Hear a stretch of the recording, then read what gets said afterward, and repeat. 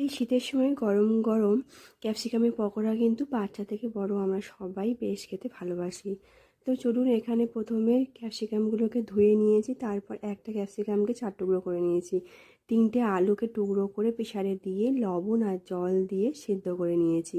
2টো পেঁয়াজকে কুচো কুচো করে নিয়েছি। 4 চামচ বেসন, 1 চামচ চালের গুঁড়ো আর সামান্য পরিমাণ বেকিং পাউডার দিয়ে দেবো। তার মধ্যে দিয়ে দেবো স্বাদ মতো লবণ, হলুদের গুঁড়ো, লঙ্কার গুঁড়ো, ভাজা মশলা দিয়ে অল্প অল্প করে জল দিয়ে একটা ঘন ব্যাটার করে নেব।